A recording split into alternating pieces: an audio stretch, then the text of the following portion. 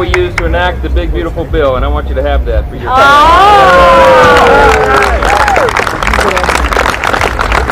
Are we ready? We're ready. Are you ready? Good.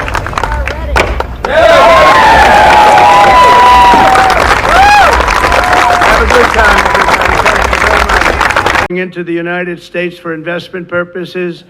Almost $15 trillion. There's never been anything like it. There's never been anything even close. The stock market's at an all-time high. Jobs are at an all-time high. Everything's at an all-time high. And we're going to keep it that way. We have the greatest country in the world, and we're back. We're back like nobody thought possible this quickly. 14. Now I'm going to test you numerology skills by asking you to think about the magic 7. Okay? Most of you will know that 7 is quite a number in all sorts of themes, religions, and I'm sure that you can compress numbers as well. So, if we think about 2014, all right, I'm just giving you 2014, you drop the 0, 14, 2 times 7. Okay, that's just by way of example, and we're going to carry on. So 2014 will be a milestone and hopefully a magic year in many respects. It will mark the 100th anniversary of the First World War back in 1914. It will mark the 70th anniversary, drop the 0, 7, of the Bretton Woods Conference that actually gave birth to the IMF. And it will be the 25th anniversary of the fall of the Berlin Wall. 25th. Okay. It will also mark the 7th anniversary of the financial market jitters that quickly turned into the greatest global economic calamity since the Great Depression. The crisis still lingers. Yet, optimism is in the air. We've left the deep freeze behind us, and the horizon looks just a bit brighter. So my hope and my wish for 2014 is that after those 7 miserable years, weak and fragile, we have 7 strong years. Now, I don't know whether the G7 will have anything to do with it, or whether it will be the G20. I certainly hope that the IMF will have something to do with it. We're going to have a UFC fight. We're going to have a UFC fight. Think of this, on the grounds of the White House. We have a lot of land there. We're going to build a little, we're not, Dana's going to do it. Dana's great, one of a kind. We're going to have a UFC fight, championship fight, full fight, like 20, 25,000 people. And we're going to do that as part of 250 also. We're going to have some incredible events, some professional events, some amateur events. But the UFC fight's going to be a big deal too. And the next page in 2031, anyone making less than 15,000 sees that. Check this out. I thought this was a mistake. I thought I was not reading this correctly. An increase in their taxes of 74.3%. And from 15,000 to 30,000 of 20.6%. Is that correct? Or is that, did you guys make a mistake, or is that no mistake in the numbers. Just as I promised, we're making the Trump tax cuts permanent and delivering no tax on tips, no tax on overtime, and no tax on Social Security for our great seniors, right? Front row Joe. We got a lot of front row Joes here. That's very nice. Thank you. Thank you. And we have Mr. Wall. Someday I'm buying that suit, I'm telling you. I like that suit. I'll walk up one day, I'll be dressed like a Wall, just like you. I think he's come to about 200 rallies, and that means you like us. And I think he's a very successful guy, too, believe it or not. He's a top accountant. Can you believe this? And he comes to rallies, he likes the rallies. Front row Joes, they're all successful. But this is what they do for entertainment. But now it's not entertainment. We've saved our country. We've got the hottest country anywhere in the world, as said by many, many leaders of other countries. And we will ignite trillions of dollars in economic growth, increase take-home pay for the typical family by more than $10,000 a year. And very importantly for Iowa, this bill rescues over 2 million family farms from the so-called estate tax or the death tax. In other words, before Trump, you were losing farms to the banks. Before Trump, you were losing the farms like nobody's ever seen before. You love your children. You don't feel so well. You pass away. You leave everything to your children, and they have to pay a big estate tax or a death tax, as we call it. And they couldn't do it. They go out and borrow money, and all of a sudden the bank is foreclosing on the farm. Not going to happen. You have no more estate tax. You have no more death tax to pay. Welcome to the Crypto Teacher, and you know I come back with that video just to make you think. Don't forget to like and subscribe to the channel. And make sure you join the Patrons. If you're not a part of the Patrons, make sure you're hitting the Cash App. Also, go like and follow the TikTok. More videos to come. And we have Trump signing a big, beautiful bill on July 4th. Guys, you can't make this stuff up. Remember, your life is an illusion and TV is your reality. And this bill is one of the bills that's going to change our lives forever. We have the stablecoin bill and the crypto clarity bill coming right after this one. But Trump says that everything is at an all-time high. America is back. But you know, the Crypto Teacher brings you all the manipulation that's going on. And big money is leaving the United States and going over to the emerging markets. The only thing that's holding up the markets in the United States is the algorithm. And remember, the Crypto Teacher told you. And we're celebrating 250 years of America's independence. Of course, that's in 2026. But Trump put together a team that started this year. But we know 250 dropped to 0. 2 plus 5 equals 7. And we're going to be going through a great reset. And it's going to finish during Shemitah year 2028 to 2029. And like I told you, that's when they're going to bring in that free money. But right now, they're going to bring the people to their knees over these next 2.5 years. And bring in the machines. And remember, the Crypto Teacher told you. And we have Trump talking about UFC fight on the grounds of the White House. Yes, guys, the Roman circus continues. Again, you can't make this stuff up. And Trump's big, beautiful bill, no taxes on tips, no taxes on overtime, no taxes on Social Security. And guys, we know why. Due to the machine takeover, you won't have overtime. Every time you listen to these CEOs, they're talking about a 3 to 4 day work week. You won't have overtime. When it comes to tips, we know the machines are going to be delivering everything. And Social Security will be a thing of the past. If nobody's working to put into it, what do you think is going to happen to Social Security? Universal basic income is going to replace it all. And remember, the Crypto Teacher told you.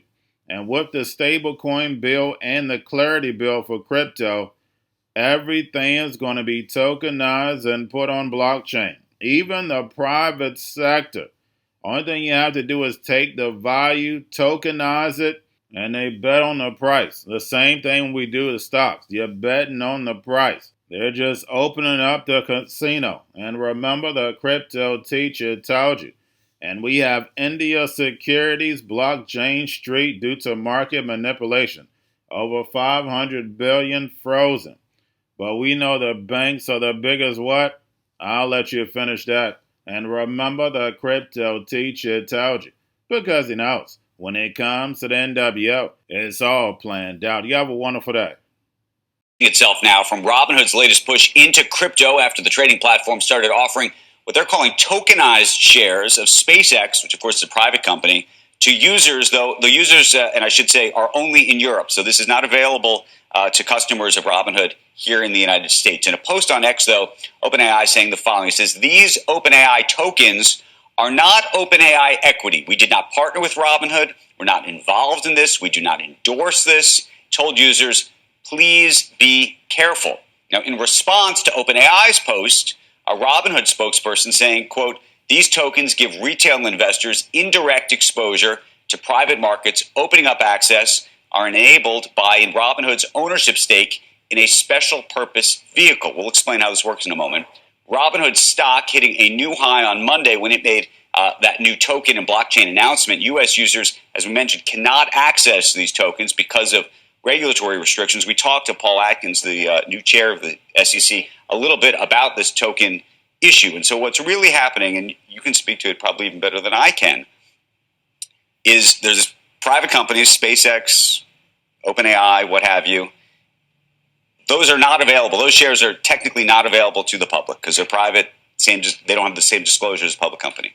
What a whole number of companies are doing, including Robinhood, is effectively trying to create almost like a derivative of the underlying asset. Mm-hmm. They own the underlying asset through oftentimes a special purpose vehicle or some other kind of mechanism. And they're saying, we're going to basically break that special purpose vehicle up and then we're going to into pieces, but not really because we're going to keep it. We're going to create sort of derivative pieces that track. It's almost like a tracking stock of that. And OpenAI is saying this is not our thing. The other piece, so there's two pieces to this that I'm very curious about. I don't know what you think. One is clearly these are private companies that shouldn't be in the public. This is a mechanism to get around the law. And by the way, only happening in Europe through Robinhood. Others are doing it in the United States, by the way. So they're just going straight at it and saying they're going to even do it here. India's market regulator is barring Jane Street from access to its local securities market. SEBI also plans to seize $570 million of what it calls unlawful gains from the U.S. trading firm after an investigation into derivatives trades that generated billions of dollars. Jane Street, in a statement, says they're disputing these findings. Let's get the details with senior reporter Abhishek Vishnoi. Abhishek, it's really about SEBI clamping down, having greater scrutiny over these foreign institutional investors. That's right, and this may possibly be the biggest, fine that SEBI has employed on a foreign entity like Jane Street. It may actually be the biggest fine if it materializes ever, for such kind of market manipulation, alleged market manipulation. Now, the ramifications are strong, especially for the derivatives market. I mean, if you look at India's derivatives to cash volume, it's more than 400 times. That kind of figure does not exist in the US, Germany, and many other developed markets. So implications for derivatives market would be big, but for the cash equity, the bread and butter, the main India story would be low. There would also be implications for exchanges. Obviously, they're the first ever regulator and the marketplaces. So there might be some impact on BSE. NSE's IPO is on the anvil. So who knows? Maybe the valuation may get impacted there. From what our reporting or our conversations with the market participants suggesting, this can be looked at, on both sides. Like, it looks like a move done by EM, but it's also something similar to what SEC does in the US. And, US makes 60% of global portfolios. India is not even 10%.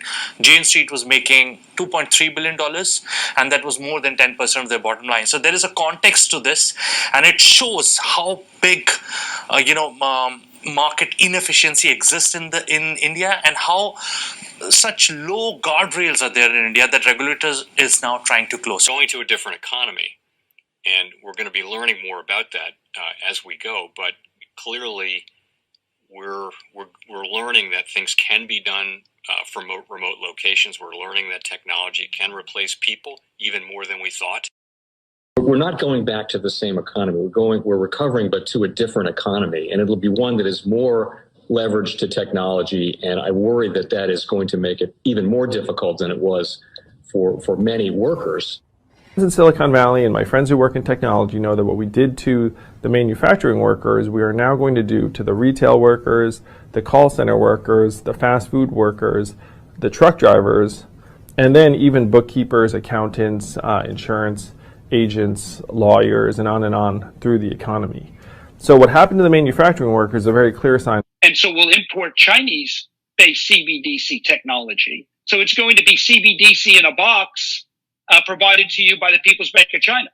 But every stock, every bond, every currency, every commodity, every piece of art, every private business, every piece of real estate will eventually be a token on a blockchain, an entry on a ledger, permanent and immutable. We will have truth instead of trust, and we will save over $7 trillion a year. 6 to 8% of global GDP is wasted by the friction of the trust industry that's necessary when you have dual entry accounting. With triple entry accounting, which is what a blockchain is, we get rid of all of that friction. It's a beautiful future. Like what you see in China and their social credit scoring systems, right? If we get identity wrong, it could be a tool to enslave humanity. And if we get it right, it could be a tool to liberate humanity. And as an American, I'm obviously rooting for the one that's on the side of freedom. Bitcoin is an international asset. And also, I do believe the role of crypto is, it's digitizing gold. I actually believe this technology is going to be very important. Look at it. We have been part of the huge revolution in investing through ETFs. We believe that ETFs will be changing the whole way we invest. Many people still use it as a means, people are investing it for indexing. No, the majority of people who are putting money in ETFs are active investors that are buying exposure. The entire bond market is being transformed as we talk right now. I believe the next generation for markets, the next generation for securities will be tokenization of securities. And if we could have that distributed ledger that we know every beneficial owner, every beneficial seller, we all have our code of who's buying, who's selling, instantaneous settlement. And think about it, it changes the whole ecosystem. Chinese bank ICBC has been hit by a ransomware attack, and the U.S. Treasury market, as a result of that, has been disrupted. This, according to the Financial Times. We're getting at more right now with Bloomberg's Shonali Bassick. Shonali, what do we know? Listen, we have the Financial Times now reporting that ICBC, one of China's largest banks here, was hit with a ransomware attack. And remember, they're a very significant intermediary in the Treasury market. The SIFMA has told its members that this has been part of the reason here that the system is kind of clogged up, if you will, during that auction that we saw a little bit before. The attack had prevented ICBC, according to the Financial Times, from settling Treasury trades on behalf of other market participants. A large executive at a major bank also telling the paper that such a large party on the fixed income clearing corp creates major concerns, potentially impacting the liquidity of Treasury markets. Now, it was not just a poor auction. It was absolutely lousy, and when the dealers have to step in to save a treasury auction, that's a rare occurrence. And Cryptoteacher and the new World Order book, plus the 3 kids books, It's Time to Re-Educate. Also, new to cryptos, Coinbase, Bitrue, Binance. Do not forget book links and crypto links are in the description. The stock channel, guys. Don't forget to go like, subscribe, spread everywhere. You have your Kobo, your chip stocks, your banking, your gaming. While everybody's sitting at home, get home stocks, the Seaver, the biotech stocks. And while everybody's at home wishing, they were still getting that free money. What are they doing? Drinking and smoking weed. Don't forget about those stocks, and you have a wonderful day. The most powerful person in the world is the storyteller. The storyteller sets the vision, values, and agenda of an entire generation to come. Steve Jobs. And guys, you know I truly believe in this. When you look at the New World Order, they're the storytellers. And that's the reason why I wrote my New World Order book. But guys, now it's time to change the current generation. And I wrote 3 kids books. You know I love the Trinity because I understand the power that's in it. So I have 3 books. We have an opportunity to change the generation, to educate, not just me, but I want to show you that I take action on a daily basis. And I want you to take action on a daily basis. Whether it's your job, whether it's in your community, we have an opportunity right now to educate the masses. I posted this on my Twitter account. Please share, but this is a short clip of the 3 books. There's going to be a clothing line and action figures. Please get these books for your kids, nephews, cousins, friends, so therefore we can start the re-education now. Because as we see, the 4th Industrial Revolution foundation is definitely here. Robots, algorithms, drones, taking humanity out the picture. We have to re-educate. But let's get into the video. Part 1. King Joshua and Grandma Tam save the village. Part 2. King Joshua and Grandma Tam save New York from COVID-33. Part 3. King Joshua and Grandma Tam goes to China. It's mandatory to get part 1, part 2, and part 3 of this series. It's time to re-educate Generation Z.